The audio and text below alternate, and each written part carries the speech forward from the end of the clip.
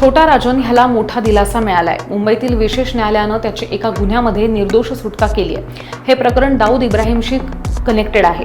Underworld don Dawood इब्राहिमचा भाऊ इक्बाल कासकर ह्याच्या ड्रायव्हरच्या 2011च्या हत्येप्रकरणी मुंबईतील विशेष न्यायालयानं सोमवारी गँगस्टर छोटा राजनची निर्दोष मुक्तता केली।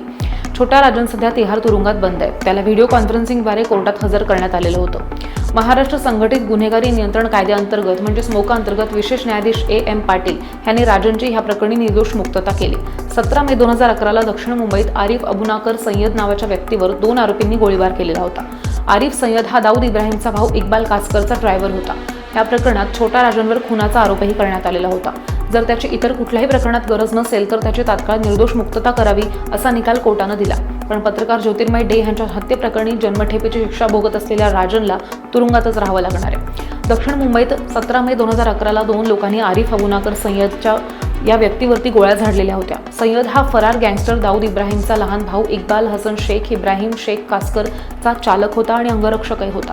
पोलिसांनुसार ही हत्या छोटा राजनच्या इशाऱ्यावरून झालेली होती।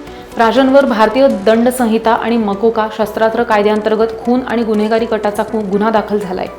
पत्रकार ज्योतिर्मय डे यांच्या हत्येप्रकरणी छोटा राजन सध्या जन्मठेपेची शिक्षा भोगतोय आणि ह्या प्रकरणात राजनला तुरुंगातच राहावं लागणार आहे। राजनवर इतरही अनेक गुन्ह्यांमध्ये खटले दाखल आहेत। छोटा राजनचं नाव राजेंद्र सदाशिव निकाळजे असं आहे। मुंबईतल्या अंडरवर्ल्डमध्ये त्याचं मोठं नाव होतं। राजनचा जन्म मुंबईतल्या चेंबूरमध्ये टिळक नगरमध्ये झालेला होता।